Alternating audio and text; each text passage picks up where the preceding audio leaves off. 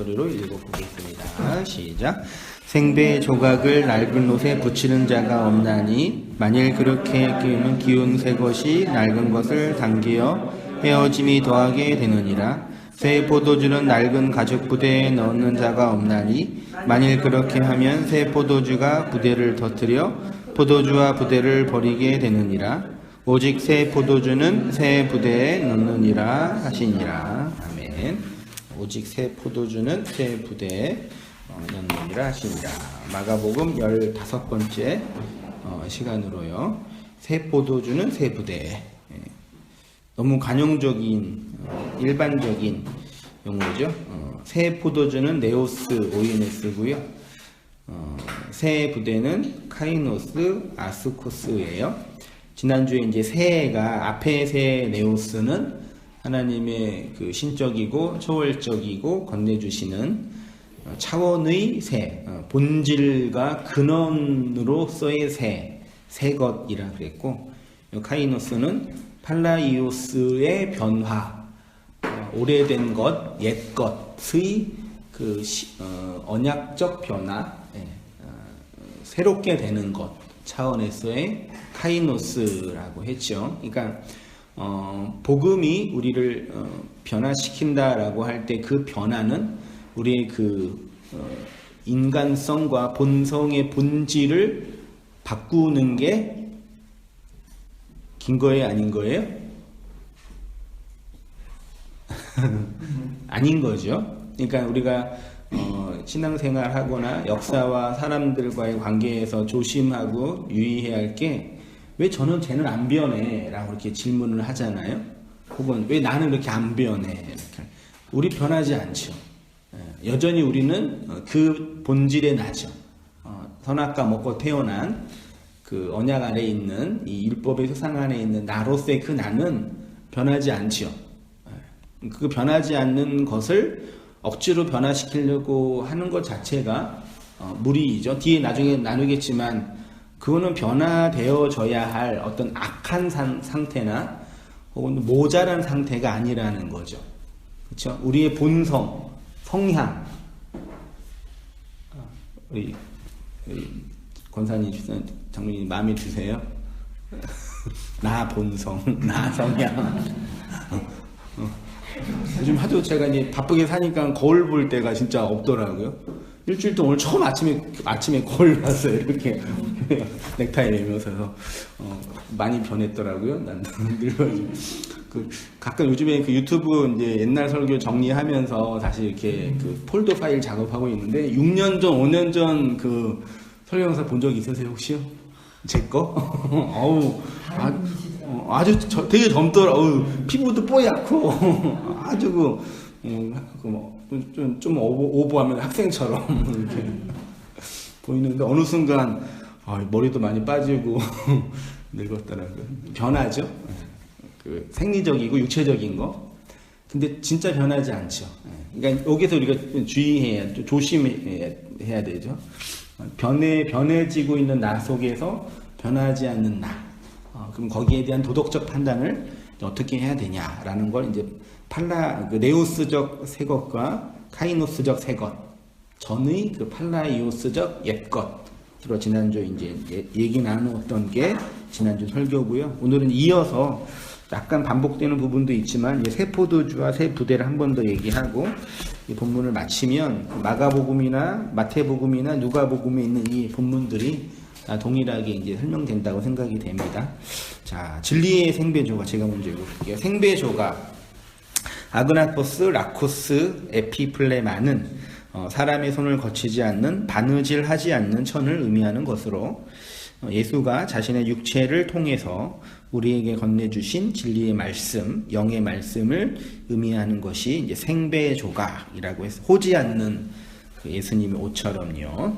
21절은 이 새 것을 낡은 옷, 팔라이오스 하마티온에 붙일 수 없다는 것이고, 22절도 이제 같은 취지의 말씀인데 이제 등장하는 기제가 앞에는 생배 조각이라는 옷천이라고 한다면 22절은 이제 포도주와 포도주를 담는 이제 부대라고 되어 있죠. 근데 사실 부대는 한자로 보니까 그냥 천으로 동물의 가죽으로 만든 뭐 물병? 네, 그 정도. 옛날에는 이렇게 플라스틱이나 유리병으로 아니라 그냥 뭐 양이나 소 뭐 이렇게 장으로 이렇게 만들었다면서요. 그런 개념인데 사실은 이제 부대 자체가 이 그릇과 관련이 되어 있더라고요. 이어서 이제 해볼게요. 사모님 읽어주시죠. 새 포도주와 낡은 부대. 22절은 새 포도주와 낡은 부대가 대조되고 있습니다. 새 포도주는 네오스 오이네스입니다. 네오스라는 것은 본질적인 새 것이라고 했습니다. 낡은 부대는 팔라이오스 아스코스입니다. 그러니까 새 포도주는 본질적인 새 것을 가리키는 것이고, 낡은 부대는 여전히 율법적인 반복과 오래된 것을 가리키는 것입니다. 여기서 아스코스는 단순히 가죽 부대라고 해석하면 안 됩니다. 가죽이란 단어는 없습니다. 이 단어는 스큐오스라는 단어에 왔는데, 스큐오스는 그릇, 기명, 기구란 뜻입니다. 성경에서 스큐오스는 그릇으로 많이 번역되었습니다. 그래서 팔라이오스, 아스코스가 담고 있는 의미는 오래된 그릇, 율법적 그릇을 의미하고, 카이노스 아스코스는 새 그릇을 의미합니다. 이제 그릇이 이제 부대라는 단어가 헬라어로 아스코스예요. 이게 부대.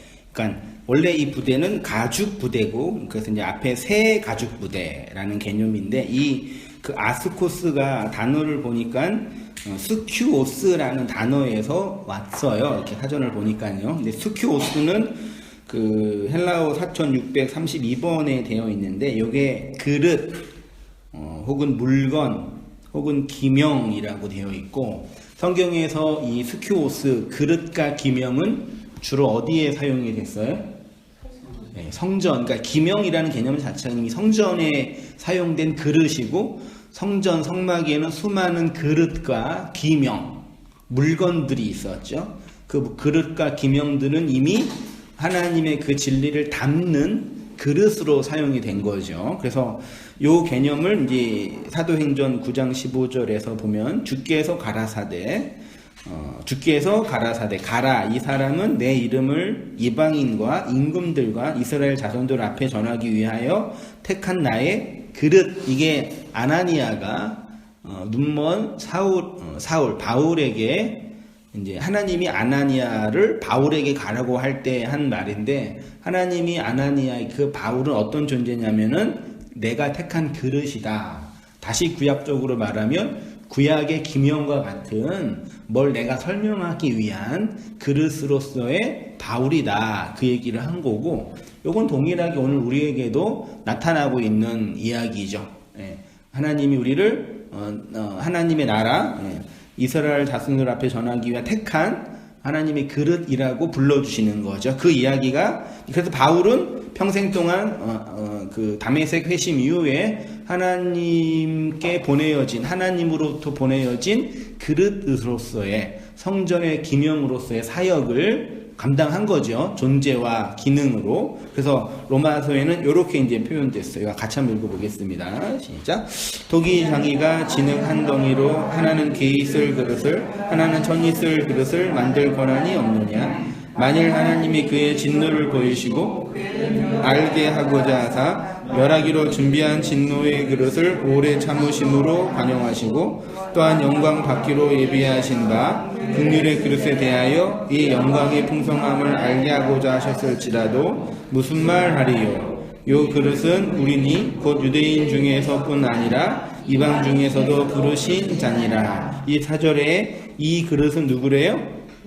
우리래요. 우리. 그러니까 그릇은 우리인 거죠. 교회인 거고, 바울 신학에서 자신의 그 사역적 존재가 하나님께로부터 택함 받고 하나님으로부터 보내어진 그릇인데, 그것이 확장돼서 이제 교회가 하나님에 의하여 선택받은 그릇이다, 기명이다, 스큐오스다. 이 스큐오스는 아스코스의 개념이 있다. 그러면 마가복음 2장 22절 하반절에 새 포도주는 새 그릇에, 새 기명에 담아야 한다. 옛 계명, 옛 기명, 율법, 구약이 아니라 새 그 기명, 새 그릇, 은혜, 영, 새 언약에 담겨진다라는 그 새 언약과 옛 언약을 이렇게 설명하는 방식인 거죠.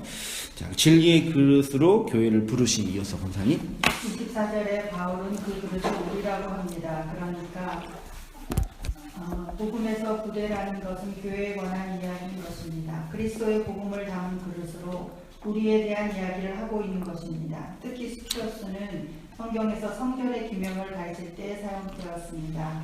성결의 규명은 하나님의 모형과 상징으로 설명하는 것으로 하늘의 그 진리, 그리스도의 구속의 은총을 설명하는 비유와 상징으로 표현된 것입니다. 따라서 우리가 우리 안에 그리스도의 진리 새 것을 담게 되면 우리는 새 그릇이 되는 것이고 새 부대가 되는 것입니다. 우리 안에 담겨진 것이 진리가 아니면 우리는 그냥 그릇이 되는 것입니다. 예.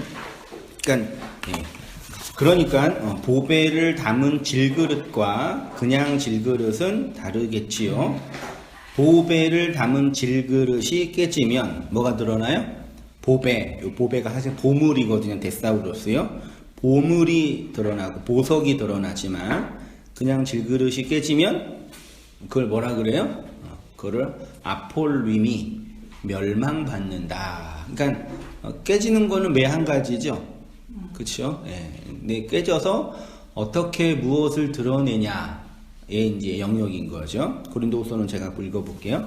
어두운 데서 빛이 비추라 하시던 그 하나님께서 예수 그리스도의 얼굴에 있는 하나님의 영광을 아는 빛을 우리 마음에 비추셨느니라. 우리가 이 보배, 데사우로스, 보물을 그릇, 이게 스큐오스예요. 그릇에, N이니까 그릇 안에. 우리가 이 보물을 그릇 안에 가졌으니, 에코했으니, 이는 능력이 심히 큰 것이 하나님께 있고 우리에게 있지 아니함을 알게 하려 함이라. 이어서 장문 읽어주시오. 그리스도의 얼굴에 있는 하나님의 영광을 아는 빛. 6절에 어두운 데서 빛이 비추라 하시던 하나님께서 예수 그리스도의 얼굴에 있는 하나님의 영광을 아는 빛을 우리 마음에 비추셨느니라 라고 합니다. 그러면 보배 보물은 무엇입니까? 어둠인 우리 마음에 비치어진 하나님의 영광을 아는 빛이 보배입니다. 그리고 그 영광은 예수 그리스도의 얼굴에 있다고 합니다.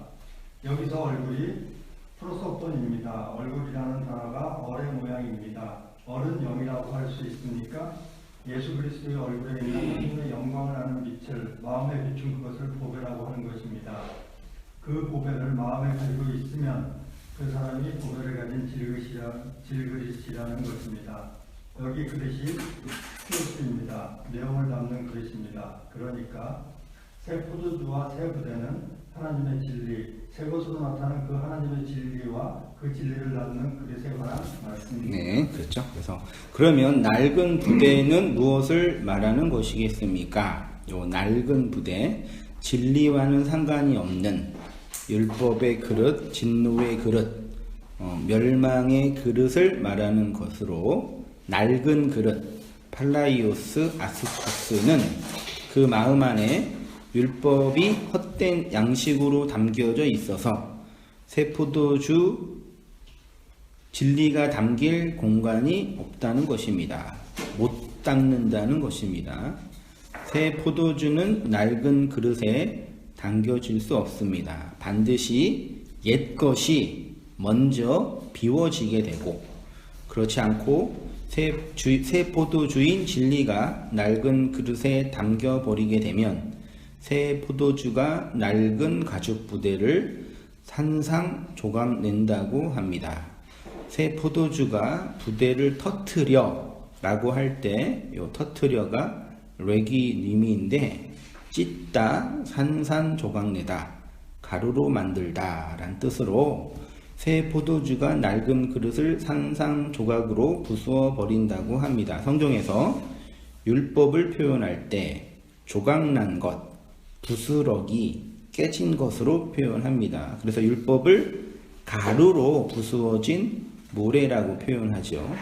율법은 이렇게 하나님이 진리로 주신 것들을 조각조각 부순다고 표현합니다. 이어서 우리 권사님 보십시오. 진리의 그릇으로 멸망당한 그렇게 되면 포도주 포도주와 부대를 버리게 됩니다. 여기서 버리다가 아폴로니입니다. 아폴로니는 단순히 물건을 버리는 것이 아니라 화자의 강력한 의지가 담겨져 있는 멸망시키다라는 뜻입니다. 이것이 무슨 말씀이냐면 세계적으로 상징되는 예수라는 올무에 걸려 넘어지는 자, 오히려 그 예수라는 올무에 걸려 멸망에 이르는 자들을 이야기하는 것입니다. 여전히 율법의 헛된 양식으로 가득 차 있는 이들에게 진리가 가면 그 예수에 의해 그들이 멸망한다는 말씀입니다. 예수의 얼굴에 있는 그 진리를 받아들일 수 없는 그들은 결국 멸망이라는 것입니다. 그러니까 율법주의자들에게 그리스도의 진리를 주면 그것을 율법으로 산산조각냅니다. 그런 자들을 성경은 바다의 모래라고 하고 모래 위에 지은 집이라고 합니다. 그렇게 되면 새 포도주와 부대를 버린다고 합니다. 그렇게 버리는 것이 아폴레미입니다. 그러니까 이제 율법은 하나님부터 멸망을 받아요. 됐죠? 율법주의자들은 선악과 먹은 바짝 마른 자들은요. 그게 이제 아폴리니의 개념인데, 그런데 하나님으로부터 멸망받는다라는 것의 본질은 뭐냐? 이 땅에서 육체적 그 절망, 환경적 어려움, 소위 말해 이제 기복주의자들이 말하는 그 뭐죠? 돈을 잃어버리고 건강을 잃어버리고 관계가 깨지고 이것이 멸망이라는 거죠. 세상이 말하는. 그렇죠? 네, 그래서 그런 멸망을 성경도 표현을 하죠. 근데 이제 이 짧은 본문에서 예수님이 말하고 싶은 거는 멸망당한다. 이 율법 안에 있는 모든 인생은 그게 당연한 귀결이다. 근데 그 멸망의 본질은 우리의 이 육체와 물리적 환경이 소실되거나 약화되는 건 멸망이 아닌 거죠. 그렇죠? 요거는 그러니까 이걸 이제 말씀드릴 수밖에 없는 이유는 다 안다고 하면서도 여전히 우리가 육체적으로나 환경적으로 어려움을 겪거나 내적으로나 심리적으로나 도덕적으로 어려운 일을 당할 때 이런 이제 그 질문과 한계에 봉착하게 되죠. 그런 것과는 전혀 아무런 상관이 없다. 질병이 세상에 일어나고 육체가 약화되어지는 거는 하나님의 멸망이고 하나님의 어떤 의도와 목적을 가지고 심판하는 하나님의 어떤 사역 이전에 뭐라고 표현하면 될까요? 아까 우리 찬양으로 불렀던 것처럼 자연스럽게 흘러가는 과정에서 나타나는 현실이다. 저도 이렇게 가끔 이렇게 거울을 보면서 이게 머리가 이게 엊그저께인가 어저께인가 우리 막내딸이 저랑 제 옆에 앉았는데 밥 먹으면서 제 머리 이렇게 만지면서 아빠 이렇게 다 머리가 다 빠졌어 그러더라고요. 너 때문에 그래 그러는데 또 보면서 근데 괜히 기분이 우울해지더라고요. 나도 그래도 아직은 죄송합니다. 제일 젊은 사람이 이래가지고 어쨌든 그런데 근데 그거는 뭐 그게 그냥 심리적 우울한데 그거는 뭐 제가 뭐 잘못하거나 문제가 있거나 이런 게 아니라 그냥 뭐죠 그냥 시간으로 흘러가는 과정이잖아요. 그거를 우리가 뭐 물론 이제 인간적으로 아쉽기도 하고 또 안타깝기도 한데 그건 뭐 그냥 흘러가는 거죠. 그냥 해가 뜨고 해가 지고 비가 오고 비가 또 멈추고 하는 그런 과정처럼 그래서 세상에 뭐 시체말로 이 또한 지나간다라고 지나가면 더 심한 거 올 거를 모르니까 그런 얘기 하는 건데 근데 이렇게 흘러가는 거지. 그거는 멸망도 아니고 심판도 아니고 저주도 아니고 하나님의 악감정도 아니죠. 하나님 우리를 향해서 그러한 심판과 멸망과 저주와 그런 악한 의도와 목적을 가지고 이렇게 우리를 다루거나 악구하시는 분이 절대 아닌 거죠. 그렇죠? 이렇게 자유케 하는 복음을 알려주면 사람들이 그 복음을 버리더라고요. 많은 한 열에 한 7은 이전에 자기가 신념으로 믿어왔던 그런 율법적 틀이 이런 게 아니라 얘기해 주니까요. 제 경험으로는 열의 7은 그냥 정말 이렇게 나가리가 되더라고요. 나가리? 이거 일본 말인가? 진짜 나가리. 그래서 되게 처음에는 되게 그게 저는 심적으로 되게 큰 그 충격이라고 되게 좀 아팠어요. 그래서 이렇게 교회라는 걸 운영하고 종교를 운영하기 위해서는 가톨릭이나 뭐 불교나 다른 여타 종교가 이렇게 이 세상의 아폴루미를 자신의 육체로 대입시켜가지고 연결시켜서 이걸 구조화해서 만들어놨구나라는 해석을 하더라. 이게 그런 이해가 되더라고요, 사실은요. 근데 예수님은 우리를 그렇게 하시는 분이 아니죠. 만약에 그렇게 해가지고 우리가 어떤 사람이 이렇게 거기에 갇혀가지고 있었다면 그 사람은 예수를 믿는 게 아니라 두려움과 공포에 시달리는 거죠. 그 두려움과 공포에 시달려 어쩔 수 없이 끌려가는 거죠. 그러니까 그보다 더 큰 두려움과 공포가 오면은 언제든지 자리를 이탈할 수 있는 그런 분이죠. 그러니까 아폴룸이 멸망이라는 개념이 그런 육체와 물리적인 개념이 절대 아니다. 그러면 뭐냐? 그럼 없냐? 아니, 있다. 정말 하나님의 멸망과 심판이 있다. 그게 뭐냐? 그 다음 말씀하고 싶은 게 이어서 우리 도군사님 씨가 생명을 담지 못하는 부정한 자들, 성경에서 부정하고 생명이 없는 자들의 특징은 피를 땅에 버린다고 합니다. 생명은 피해인데 그 생명의 피를 영의 말씀으로 마음을 담지 못하니까 땅으로 쏟아버린다는 것입니다. 피를 땅으로 계속 버리는 질병을 유출병이라고 합니다. 성경이 이들을 부정한 자라고 하는 것이 이 때문입니다. 주님이 당신의 피를 흘려서 참된 생명을 건네주셨습니다. 그리고 그 피는 곧 물이고 물은 성령이고 성령은 진리입니다. 그것을 흘려서 하나님의 택한 백성에게 흘려주십니다. 그 생명을 받아먹고 마음을 담으라고 주셨습니다.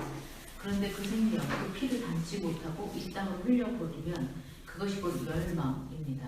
그가 부정한 자입니다. 율법에서 월경하는 여자를 부정하다고 하는 이유도 이 때문입니다. 피를 담지 못하고 땅 아래로 썩기 때문입니다. 그래서 새 포도주는 새 그릇이라는 새 마음에 담아야 되는 것입니다.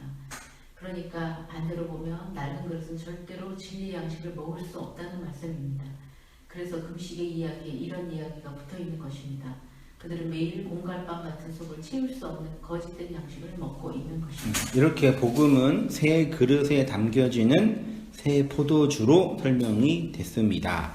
근데 이 새 그릇과 새 내용물은 창세기부터 기록된 말씀인데 그것을 자칼과 네케바라는 단어로 설명하고 있습니다. 자칼은 이제 남자 혹은 수컷이고 네케바는 여자 혹은 암컷이죠. 그러니까 자칼은 이렇게 볼록 튀어나온 거고 네케바는 안으로 들어가 암나사 수나사처럼요. 그래서 창세기 1장과 5장 등등에 많이 나와 있고 사람만 표현하는 것이 아니라 짐승도 표현하고 있지요. 이어서 한번 장로님 읽으십시오. 자칼을 담는 네케바가 의미하는 것은 내용을 담는 그릇입니다. 그것을 성경은 암컷, 여자로 번역을 했습니다. 그래서 네케바는 홈, 구멍을 뚫다라는 의미도 있습니다. 안에 내용을 담기에 뚫려진 구멍이 있는 것을 네케바라고 합니다. 단지의 홈을 네케바라고 한다면 홈 안에 들어가는 다이아몬드 같은 보석을 자칼이라고 할 수 있습니다. 그러면 다이아몬드 반지를 생각할 때 반지가 중요합니까? 밖에 있는 다이아몬드가 중요합니까? 자칼이 없는 그릇은 아무것도 아닌 것입니다. 그런데 성경은 네케바 없는 자칼은 있을 수 없다고 합니다. 이 둘은 상대적으로 무엇이 더 좋고 더 나쁜 개념이 아니라 하나 되지 않으면 안 되는 존재를 설명하는 방식입니다.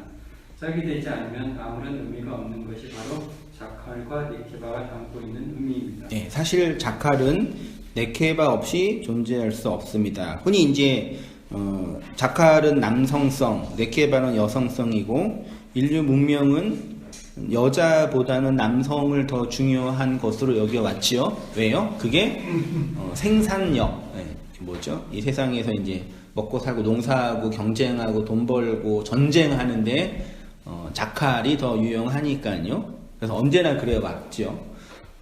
근데 사실 성경은 요 자칼과 네케바를 뭐가 더 중요하고 덜 중요하다라는 개념으로 안 오고, 요거는 그냥 하나 짝이 되지 않으면 쓸모없는 것. 뭐 쉬운 말로 신발이 있는데 신발 한 켤레지 한 짝이지 신발 하나만 있으면 신발의 기능이 할 수 없는 것처럼, 그러니까 두 개지만 하나인 것, 하나이지만 두 개로 드러나는 것, 그걸 자칼과 네케바라고 하고요. 결론으로 말씀드리면 자칼은 누구를 상징해요? 네, 그 하나님의 자칼, 그 생명으로 오신 그리스도를 설명하고, 네케바는 그 그리스도를 담는 그릇으로서의 우리예요. 그러면 예수가 자칼이 되기 위해서 육체로 오셔가지고 십자가에서 죽어서 우리에게 뭘로 오셨어요? 영으로 오셨잖아요. 그래서 예수는 그 영, 푸뉴마, 하나님의 루아흐잖아요. 근데 영은 육에 담겨지지 않으면 영으로서의 그게 하나님의 능력이 없다 개념이 아니라 이미 하나님이 언약 안에서 내가 육체 안에 갇히겠다라고 언약을 하신 거예요. 그렇죠? 그래서 예수가 육체로 오셔서 그 육체로는 우리와 연합할 수가 없으시니까 이 땅에서 십자가에서 저주를 받아 죽으셔서 진짜 연합하려고 다시 오신 거죠. 그게 그리스도라는 그 영이잖아요. 그러면 교회는 그 영을 하나님의 머리로 받아서 하나가 된 교회로서의 존재죠. 그런 교회의 생례적 본성과 내용을 가지고 있는 게 네케바라는 얘기죠. 그러면 여기서 중요한 거는 그 네케바는 자칼 없이는 존재할 수 없고, 자칼은 네케바 없이 존재할 수 없는 거죠. 그게 새 포도주, 새 피, 새 언약이, 새 그릇, 우리의 이 현상기 안에 육체 안에 담겨져 있는 그릇으로 하나가 되지 않으면 안 된다라는 말씀이 이 말씀인 거죠. 그래서 네케바 없이 존재할 수 있는 자칼이 있죠. 제가 볼게요. 자칼은 네케바 없이 존재할 수 없습니다. 왜냐하면 자칼의 본성은 영이기 때문입니다. 영이라는 개념은 그것을 담는 그릇인 육이 없으면 아무런 의미가 없는 것입니다. 그 그릇이 육이 없으면, 그 영은 담겨진 그릇과 함께 하나가 될 때 그때 비로소 의미가 됩니다. 그래서 사람들은 육에 담겨지지 않는 영을 귀신, 홀령이라고 합니다. 이렇게 자칼과 네케바는 반드시 연합해 하나가 되어야 진짜 생명이 되는 것을 설명합니다. 그래서 마가복음과 같은 내용을 하고 있는 누가복음 5장에서는 자칼과 네케바, 새 포도주와 새 그릇이 하나가 돼야 된다라는 것을 이렇게 표현해요. 또 비유하여 이르시되 새 옷에서 한 조각을 찢어 낡은 옷에 붙이는 자가 없나니 만일 그렇게 하면 새 옷을 찢을 뿐이요 또 새 옷에서 찢은 조각이 낡은 것에 어울리지 아니하리라. 그렇죠? 그러면 이제 그 새 조각과 새 옷은 어울려야 되죠. 이 표현으로 본다면요. 그러면 어울리다가 언어로 보니까 심포네오라는 단어래요. 요 심포네오가 지난주 뭐라 그랬어요? 함께, 포네오는 소리니까요. 시는 하나고 함께 하나의 소리를 내다 라는 거고요. 이걸 내용적으로 보면은 연합을 하다, 하나가 되다 라는 뜻이 심포네고, 그거를 누가복음은 어울리다 라는 단어로 번역을 한 거죠. 그러니까 새 것과 옛 것, 새 포도주와 새 그릇이 심포네오, 하나의 소리를 내야 되고 연합이 돼야 된다라는 얘기죠. 그렇게 함께 소리를 내고 연합이 되는 걸 성경은 생명, 멸망에서 구원받았다라고 표현하는 거죠. 그러니까 새 포도주, 즉 성령을 양식으로 먹는 자들은 이제 성경과 예수뿐만 아니라 모든 것을 육체의 눈으로, 겉의 눈으로 나타난 것으로 율법으로 보지 않고 그 안에 있는 내용과 영으로 보게 된다는 것입니다. 이것을 육체로 판단하지 않는다라고 표현하죠. 같이 읽어보겠습니다. 고린도후서 5장 15절 지나된 시작.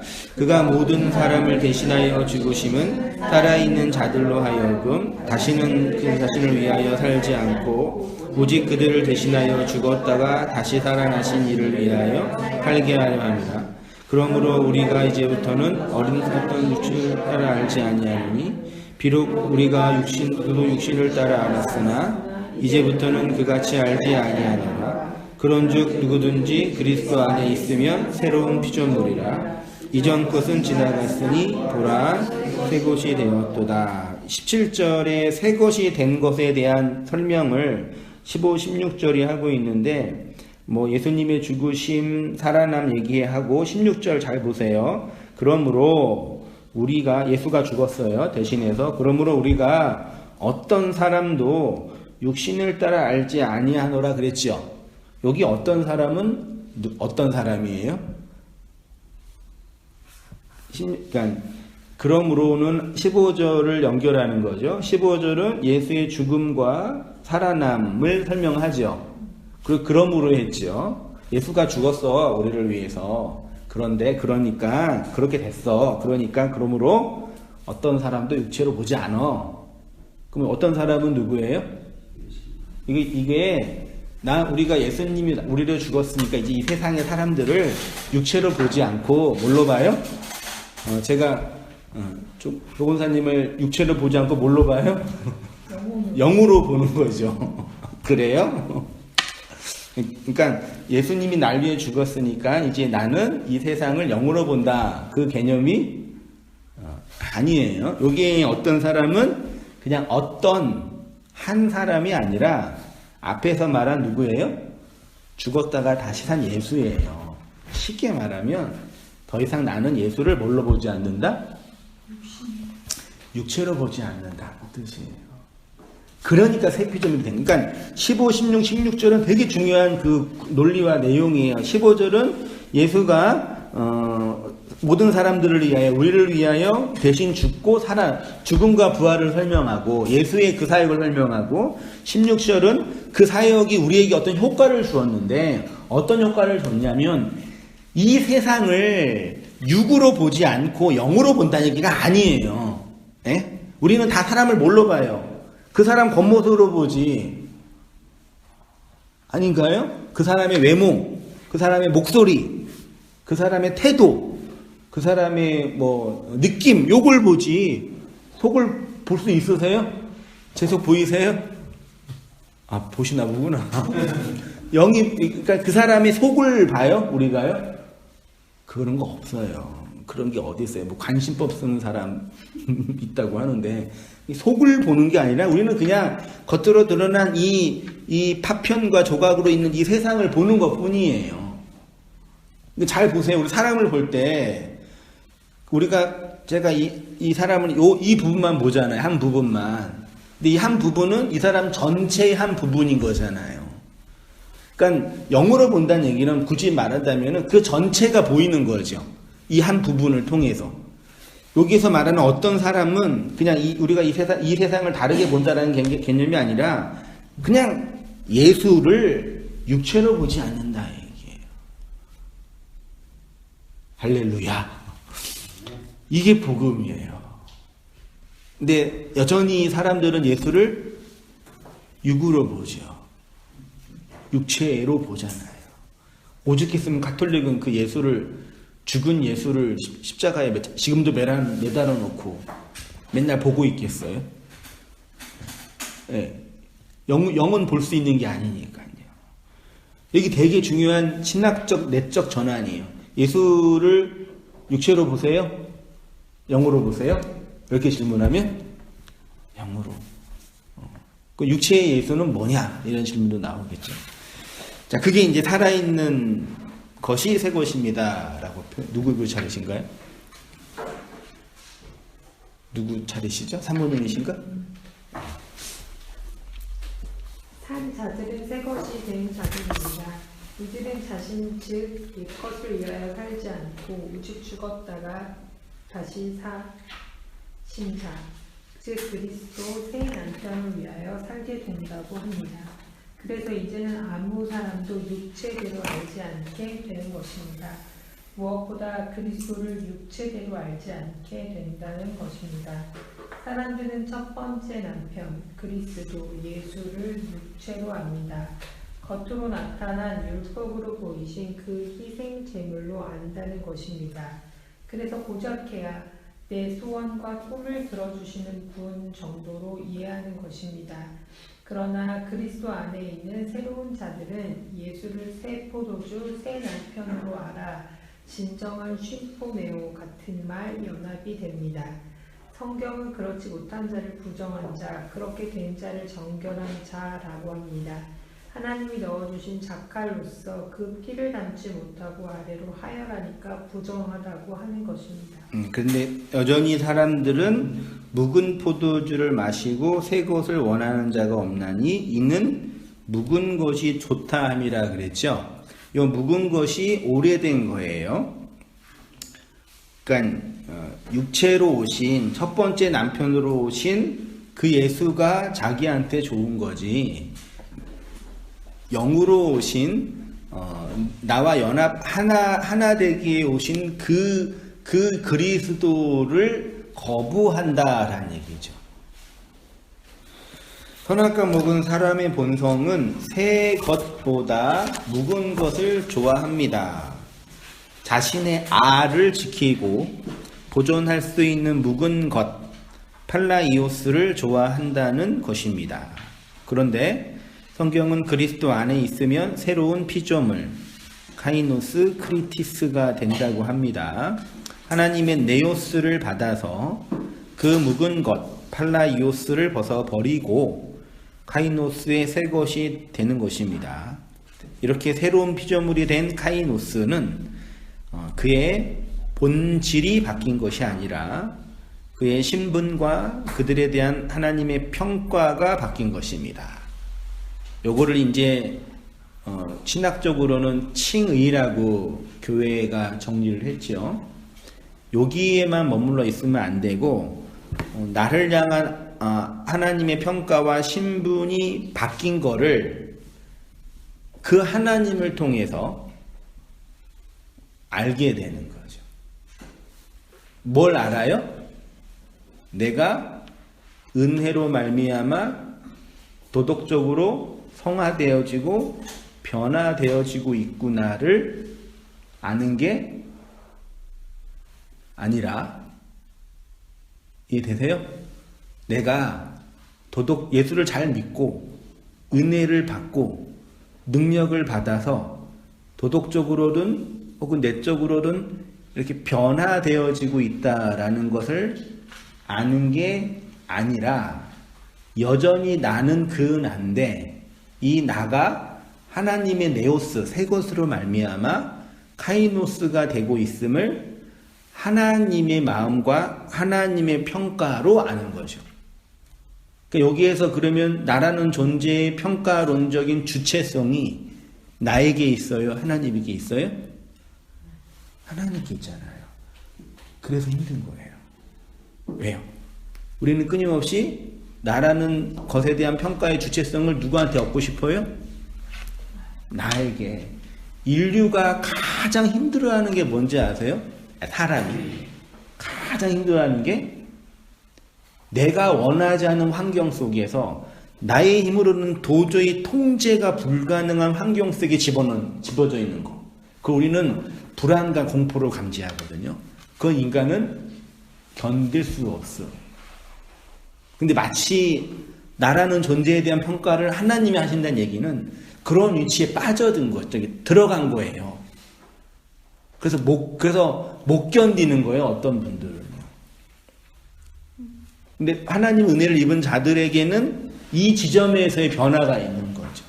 그러니까 지난주도 말씀 나누었지만 성도가 변화돼야 된다, 변화되어진다의 그 변화의 본질을 지난주는 이제 카이노스와 네오스로 설명했는데 오늘은 이제 그 에피투미아라는 욕망과 또 설명해 볼 수 있어요, 사실은. 이어서 해볼게요. 해 아래 새 것 하실 차례죠? 우리 권사님 읽으시죠. 해 아래 새 것은 없습니다. 그러니까 복음적 변화, 진리의 변화의 핵심은 그의 본질과 본성이 바뀌는 것이 아닙니다. 쉽게 말하면 묵은 포도주와 새 포도주가 다른 것이 아니라 묵은 포도주가 담고 있는 그것이 새 것이라는 것을 알게 되면 그것이 새 포도주라는 것입니다. 이 세상은 팔라이오스입니다. 해 아래 새 것은 없습니다. 다 옛날 것입니다. 하나님은 이 아래 세상을 묵은 것을 통해서 새 것을 알라고 하신 것입니다. 그래서 성경도 율법도 예수도 성전도 모두 묵은 것입니다. 중요한 것은 하나님의 네오스로 그리스도의 진리로 새 것으로 보이게 된다는 것입니다. 다 똑같은 성경인데 어떤 이에게는 묵은 것이 되고 어떤 이에게는 새 것이 되는 것입니다. 예수님은 이렇게 옛날 것을 통해 새 것을 언약의 피로 우리에게 주셨습니다. 그러니까 뭐냐 우리 신기해요. 이게 기독교 그 개신교 분파를 보면 뭐 심지어 이단도 같은 성경 사용하잖아요. 얘기 들었는데 신천지는 원문 성경 가지고 가면은 절대 안 되고 새롭게 번역된 성경이 뭐 지금 한글 개역인가요? 개역 개정판 가지고 가면 안 되고 옛날 성경만 가지고 가야 돼요. 왜냐하면 그래야지 짝이 맞는데요. 실제로 들었거든요. 같은 성경과 같은 문자를 가지고 어떤 사람은 옛날 것을 계속 읽고 해석하는 거고 어떤 사람은 새 것을 읽고 해석하는 거예요. 그러니까 진정한 의미에서의 신약은 있어요, 없어요? 진정한 의미에서의 신약은 없어요. 다 구약이에요. 이해되시나요? 그러니까 이게 성경학적으로 말라기까지는 구약이고 마태복음부터는 신약이다 이렇게 구분은 되는데 그냥 그건 다 구약이에요, 사실은요. 진짜 신약이라는 그 책은 그 문자 자체가 구약이지 뭐 사실은. 그렇죠? 문자 자체가 구약이에요. 문자는요. 문자는 우리를 정의화하고 얽매이는 있는 능력이 있거든요. 그게 구약이에요. 신약은 우리 안에서 이루어지는 하나님의 말씀인 거죠. 성도 안에서. 그래서 성경이 이 땅에 하나님의 은혜와 하나님의 진리가 뭐라고 말하냐면 성경 문자라고 안 하고 인류의 신학 교수들이나 신학사가 만들어낸 신학 작업이라고 안 하고 뭐가 진리라고 그래요? 그 영을 받은 그 보배, 그 교회 자체를 진리라 그러고 그들이 세상에 뭐라 그래요? 빛이라 그래요. 성경이 빛이 아니라 성경 전서가 빛이 아니라 그 진리를 받은 교회를 빛이라 그런다니까요. 그래서 결국 우리가 죽고 주님과 영원한 나라에 갈 때 이 성경 가지고 가세요, 안 가세요? 그래서 벌써 성경을 다 버리신 거죠. 장로님만 이렇게 갖고 다니시고 나중에 버릴 거 미리 버리고 농담입니다. 이 문자도 되게 중요하죠. 그래서 이 문자 자체 읽고 암송하고 공부하는 거 되게 정말 중요해요. 근데 어떤 분은 우리 그 장로님들이나 권사님들 얘기를 들어보면은 가끔 많은 분들이 여전히 이렇게 성경을 많이 안 읽으신대요. 그러면 왜 안 읽냐? 그러면 이제 이렇게 비난할 수 있잖아요. 어떻게 하나님 은혜를 안다고 하시면서 성경도 읽지 않고 그러세요. 그렇게 이제 도덕적으로 볼 수 있잖아요. 근데 그분도 하신 말씀이 목사님 제가 성경을 읽으면 자꾸 옛날로 돌아가요. 이렇게 얘기해요. 차라리 안 읽고 그냥 설교 듣는 게 나아요. 근데 그게 그분이 성경 읽기가 싫어서 게을러서가 아니라 아신 거예요. 여전히 자기의 해석학적인 틀로는 그 옛날 이런 문자 읽으면은 새 포도주를 새 부대에 담궈야 이거는 새 마음으로 살아야 된다는 뜻이고 이렇게 해석한단 말이에요. 나도 모르는 사이에. 그리고 인터넷에 들어가 설교 들으면요 다 그렇게 설교해 목사님들이요. 신년 설교할 때 주로 쓰시고 또 이제 코로나 전국 끝나고 나서 이제 우리 새롭게 합시다 할 때 또 쓰실 거예요. 또 누군가 또 그렇게 또 그게 이렇게 생내적이고 이게 이렇게 있는 거죠 우리 본성 안에. 자, 다 똑같은 성경인데 그렇게 읽혀지고 있는 거죠.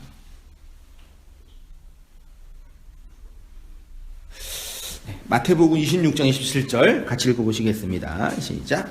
또 잔을 가지사 감사기도 하시고 그들에게 주시며 이르시되 너희가 다 이것을 마시라. 이것은 제사함을 얻게 하려고 많은 사람을 위하여 흘리는 바 나의 피 곧 언약의 피니라. 그러나 너희에게 이르노니 내가 포도나무에서 난 것을 이제부터 내 아버지의 나라에서 새 곳으로 너희와 함께 마시는 날까지 마시지 아니하리라 하시니라. 이 언약의 피라 그러고 너희에게 이르노니 내가 포도나무에서 난 것을 이제부터 내 아버지의 나라에서 새 곳으로 너희와 함께 마시는 날까지는 마시지 않는다 되어 있죠. 이어서 장로님 보시죠. 내 아버지의 나라에서 새 것으로 마시는 날. 하나님의 나라가 완성되면 무엇을 마신다고 합니까? 포도나무에서 난 것을 새 것으로 마신다고 합니다. 내 안에 그리스도가 영으로 들어오시면 나와 그리스도는 함께 새 것으로 마신다는 것입니다. 이 새 것이 카이노스입니다. 우리는 이 새 것을 성령으로 마신 것입니다. 그런데 이 새 것을 사람들은 계속 옛날 것으로 마시고 있습니다. 흔히 성찬식이라고 할 때 그 성찬은 그리스도가 완성하신 새 것이 아니라 율법을 자신들의 형식과 제도로 조금 변형시킨 옛것입니다. 카톨릭은 이 성찬식을 성체성사라고 해서 7가지 성례를 포함하여 지키지 않으면 큰일 나는 것으로 이해합니다. 여전히 옛것으로 묵은 것으로 팔라이오스적으로 지키고 있는 것입니다. 포도나무에서 나는 것은 피입니다. 그 피는 담아야 합니다. 진리의 물로 그리스도의 영으로 그리스도와 함께 된 연합으로 담아야 하는 것입니다. 이렇게 새 것으로 담는 것을 사도들은 성령을 조차 행하는 것이라고 하였습니다. 그러니까 복음서에서는 이렇게 옛 언약과 새 언약을 예수님이 친히 이게 새 것으로 표현했고요. 사도들은 신학이 좀 더 발전해가지고 그러면 이제 그렇게 언약의 피를 마시고 담는 자의 삶은 어떻게 살아가는 거냐 결론 쭉 내리면 뭐 그 로마서나 갈라디아서나 그 사도 바울의 목계서신에서 결론은 뭐냐면 성령을 따라 행한다, 성령으로 살아간다라는 취지로 많이 말씀을 나누고 있죠. 내가 이르노니 너희는 성령을 따라 행하라. 그리하면 육체의 욕심을 이루지 아니하리라. 성령을 따라 행하면 뭘 이루지 않는데요? 육체의 욕심이요. 17절 보세요. 육체의 소욕은 성령을 거스리고 성령은 육체를 거스리나니 이 둘이 서로 대적함으로, 이 둘은 뭐예요? 대적함으로 너희가 원하는 것을 하지 못하게 하려 함이니라. 너희가 만일 성령의 인도하시는 바가 되면 율법 아래 있지 아니하리라. 17절을 다시 보세요. 육체의 소욕, 요게 소욕이 에피두미아예요.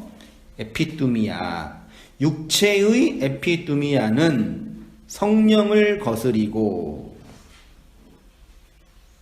성령은 육체를 거스린다.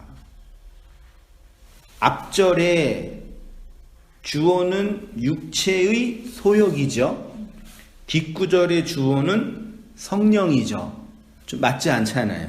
뭐가 없어요? 앞에는 에피두미아라는 소욕이 있고 뒤에는 에피두미아라는 욕망이 있어요, 없어요? 없죠. 그러니까 이게 그 문학적으로 볼 때는 잘못된 대꾸법인 거죠, 사실은요. 그러니까 지금 바울이 말하고 싶은 거는 에피두미아가 아니에요. 우리는 소욕을 자꾸 건드려요. 욕망, 욕정을. 근데 본질은 육체와 성령이에요. 그러니까 육체의 소욕, 육체의 에피두미아를 흔히 말하는 거는 그냥 인간의 본성, 욕망이 있죠. 그 정도로 이해해요. 밥 먹고 싶고 자고 싶고 돈 벌고 싶고 성공하고 싶고 행복하고 싶은 그 욕망 있잖아요. 그거는 악이에요, 선이에요?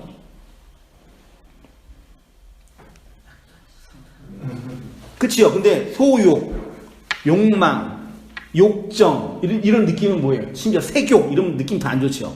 색이 들어가면은요. 근데 플로이드에 의하면 인간의 욕망의 근저는 그 성이라 그랬으니까.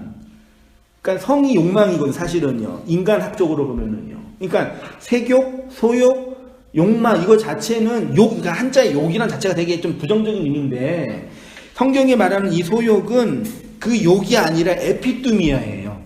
에피두미아는 욕망이라고 번역하면 안 되고 제 번역으로는 희생제사예요, 사실은요. 그러니까 이 에피두미아는 종교적 희생제사를 전제로 한, 그러니까 인간은 끊임없이 희생제사 드리고 싶은 본성이 있다 이거예요. 그걸 표현하는 게 에피두미아예요. 근데 이거를 우리는 프로이드적인 관점에서 욕망으로 해석해 버려가지고 인간의 그 욕망은 나쁜 거다라는 이상한 금욕으로 바뀌어버린 거예요.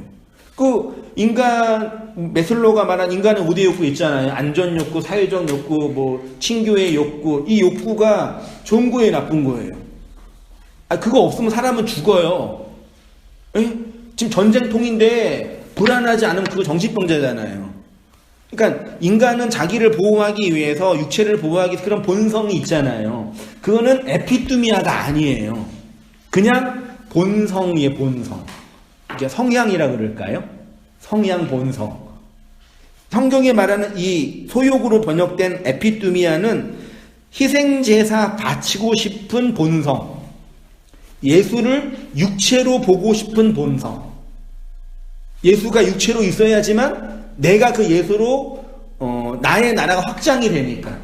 근데 예수가 죽어버리고 나랑 결혼한다 그러니까 미치고 환장을 누르신 거죠. 요거를 군반 못해가지고 완성케 된 성도와 완전을 이루는 성도를 구분을 못하여서 왔다 갔다 그러면서 이미 완성됐다고 말하시는 분도 있고, 아직도 나는 변하지 않는다고 절망하는 분도 계시고, 이 사이에 여전히 복음을 안다고 하면서도 고민하는 분들이 있는 거죠. 그러니까 육체가 영을 거스리고 영이 육체를 거스리는 거예요. 근데 그 육은 에피뚜미아를 하고 싶은 육이란 말이에요. 희생제사 바치고 싶은 욕심. 우리는 소욕, 욕심, 욕망 이런 단어들을 부정적으로 보는 경향이 강합니다. 사실 이 단어들은 생리적이고 본성적인 단어인데 도덕적이고 율법적인 개념이 덧붙여지면서 부정적으로 봅니다. 본은 없습니다. 성경은 이 단어들은 모두 에피뚜미아라고 번역을 했습니다. 그러니까 욕망도 에피뚜미아, 소욕도 에피뚜미아, 정욕도 에피뚜미아. 갈망은 좋아요, 나빠요? 그죠? 갈망은 되게 좋은 표현이잖아요. 근데 다 욕이에요. 그 주님에 대한 갈망할 때 그 갈망은 사실 에피뚜미아적 갈망이라 표현할 때가 많이 있거든요. 똑같이 있을 때도요. 에피뚜미아는 율법을 노미주한 그 상태에서 흘러나오는 희생제사와 관련된 지극히 종교적인 언어입니다. 그러니까 소욕이라고 하는 것은 인간의 본성적 욕망이 아니라, 에피뚜미아는 본성적 욕망이 아니라, 소욕은 지극히 종교적이고 구약적인 배경의 언어입니다. 성경이 말하는 소욕은 하나님이 우리에게 준 율법의 세상을 인간의 자기애적 본성, 선악의 본성으로 노미조하는 그 소욕, 희생제사 바치고 싶은 소욕이라는 거죠. 율법을 에피뚜미아로 행하게 되면 그것이 멸망의 양식이 되는 것이고 계속 먹는 거예요. 그거 먹으면서 공갈빵 먹고 있다는 걸 모르죠. 그러니까 슬피 울면서 이를 가는 인생이 되는 거죠.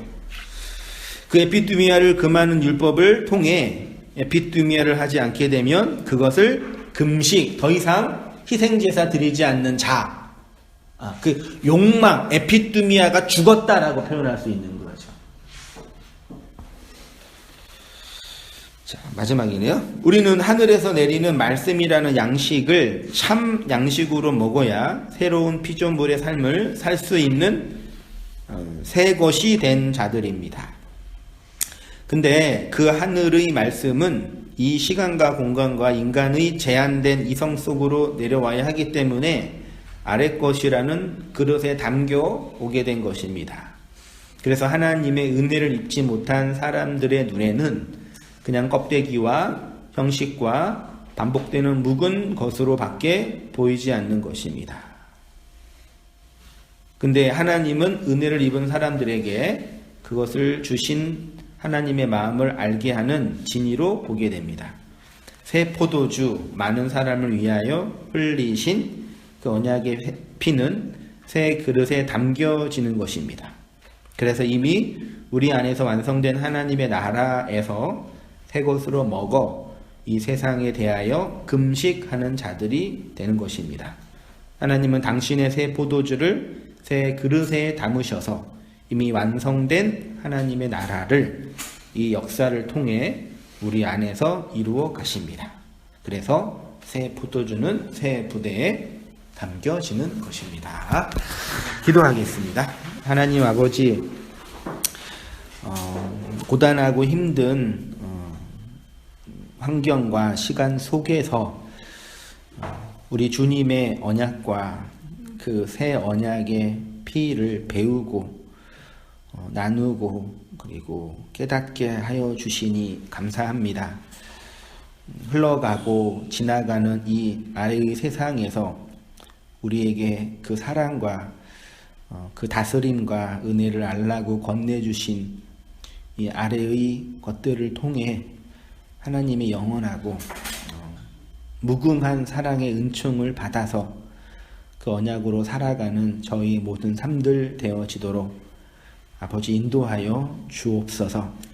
피를 흘리며 살아가는 저희들, 땅 아래로 파괴하며 살아가는 저희들을 그 진리로 막으셔서 생명을 담재할 수 있는 그릇으로 세워주셨사오니 그 언약을 담는 자로 하나님의 은혜를 깨닫고 발견하고 안식하고 누리는 자로 인내하며 살아가는 저희의 모든 삶들 다 되어지도록 아버지 인도하여 주시옵소서.